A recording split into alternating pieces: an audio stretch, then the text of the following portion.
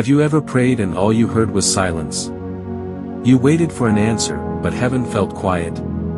You asked God to move, but nothing seemed to change. Do not mistake God's silence for his absence, because when God is silent, he is still working. Silence is one of God's most misunderstood languages.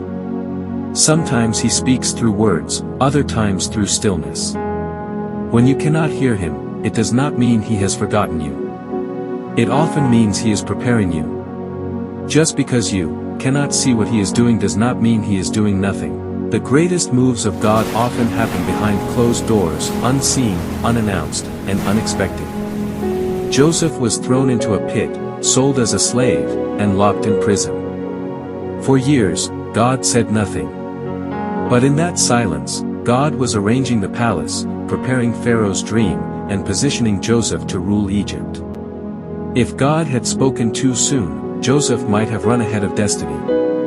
But in the silence, he was shaped for greatness. There are moments when you pray and nothing happens, no sign, no dream, no confirmation.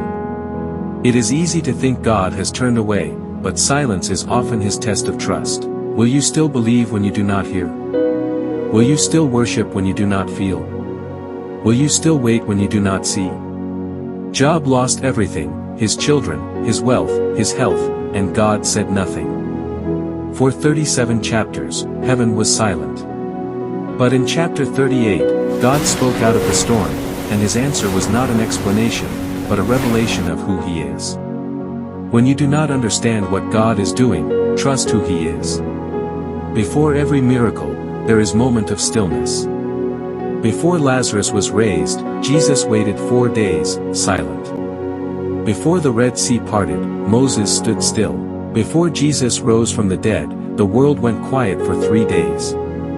Heaven's silence always means something divine is in motion. Mary and Martha cried, "Lord, if you had been here, our brother would not have died." Jesus delayed on purpose, not to hurt them, but to reveal his glory in a way they had never seen. Sometimes, God's delay is your setup for resurrection. You may not hear him, but he hears you. You may not feel him, but he is with you. God's silence is not rejection, it is redirection. He is preparing something so perfect that if you saw it now, you would thank him for the delay. Between Malachi and Matthew, there were 400 years when God did not send a prophet or new revelation.